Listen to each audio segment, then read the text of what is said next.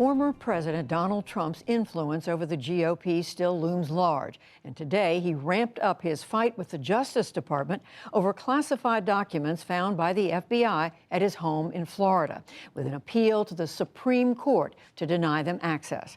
Mark Short served in the Trump White House. He was later chief of staff to former Vice President Mike Pence, and he works with him now. Welcome back to the NewsHour, Mark Short. Thanks, Judy. Great to be back. Thank you for being here. So we knew, and we're not surprised, but former President Trump is taking this appeal all the way to the Supreme Court to deny the Justice Department the ability to review these documents. You have said that what the FBI did is questionable. But if it's proven that the documents he had were classified, should he be held accountable in some way, or should he just be given a free pass? Well, I think it probably depends upon the severity of the classification, Judy. I feel like it's hard to justify if he truly has significant classified information at Mar-a-Lago, just as conservatives criticized Hillary Clinton for having documents transferred onto her personal server. I think it would be hypocritical to suggest it's wrong for her and okay for President Trump. Having said that, you know, Hillary wasn't prosecuted, and I think that there are concerns about the politicization of the DOJ, and I think there were when President Trump came into office, because I think that Jim Comey at the time clearly had a political agenda. I think that they were pushing a false dossier, and Jim Comey lied to him in his very first conversation when he said that you're not a target of our investigation. So I think it's natural for conservatives to have questions about the politicization of DOJ and to allow the president to carry out his legal avenues all the way to the Supreme Court. So let's talk about what you're doing now. You are continuing to work with former Vice President Pence, his organization, nonprofit organization Advancing American Freedom. You've said that you don't think he's going to make a decision until next year about whether he's going to run for president again. But do you think the odds are that he will? I think he's encouraged, Judy, by traveling the country and the feedback that he gets and the candidates he's campaigning for. I think he's encouraged because he believes that there's something else he can continue to give to the American people. But I think this is a very personal decision for him and his wife, and I think that the way they've always considered every opportunity he's had, whether it's running for Congress, running for governor, serving on the ticket with Donald Trump, was to pray about it and say, are we being called to serve, or is this something we're feeling is our next step? And I think that right now his focus is going to be on the midterms. Last night he was in Kentucky and part of an event raising resources for 5 different House candidates. This week on Thursday he'll be in New Mexico campaigning for the Republican candidate there. He's traveling the country looking to try and make sure Republicans win this midterm. That'll take care of itself sometime in the future. And I do want to ask you about the midterms, but I also want to ask you about the January 6th committee. You have testified before them behind closed doors. Do you think there's any possibility that former Vice President Pence would do so? I mean, they've done a lot of work. You've said what the committee structure is partisan.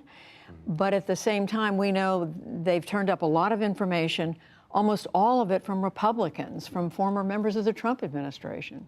I did testify under subpoena in front of the committee, and they treated me, very respectfully, Judy. But I do think there are concerns about the partisan makeup of the committee, and I also think that there's even greater concerns from a historical precedent for a vice president to testify in front of a separate branch of government in a hearing of this nature.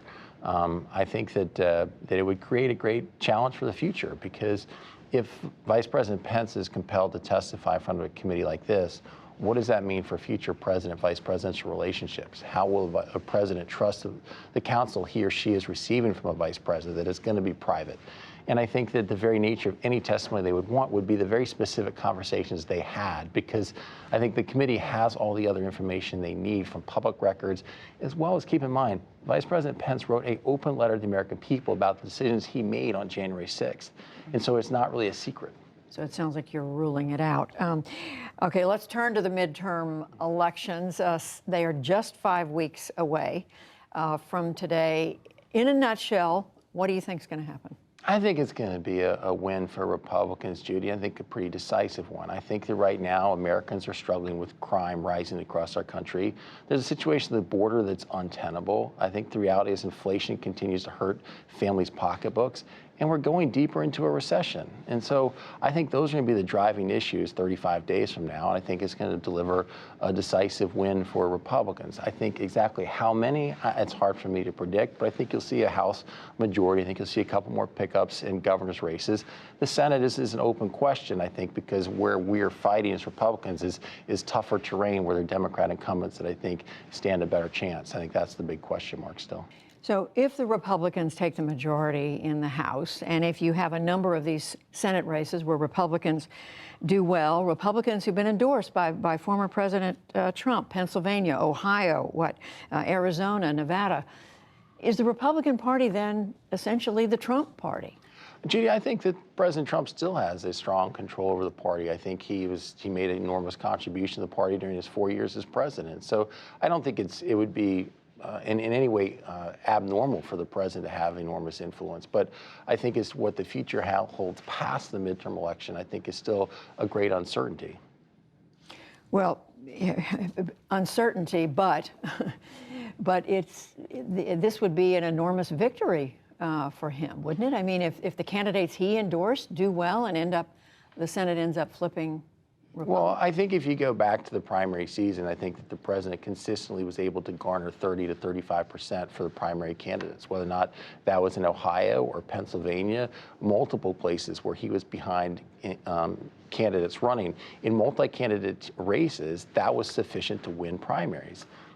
We'll see how that plays out in the general. I think because it's going to be a Republican tide and it's more of a referendum on Joe Biden's presidency, that those candidates will win along with other candidates. But I don't think that's conclusive as to what his influence will be moving forward. And finally, and I know you've been asked this before, but if former President Trump does run, if he's the Republican nominee in 2024, is there any doubt that former Vice President Pence, that you would support him? I think there's a lot of hypotheticals there and a long way to go, and I think that there'll be a lot of candidates running. I think that there's a lot to play out before those decisions are made. So no commitment. I think that, look, I think there's a lot of candidates that'll be running in the 2024 cycle. We need to let the 2022 midterms play out first. Mark Short, thank you very much. Judy, thanks for having me. Appreciate it. Thank you.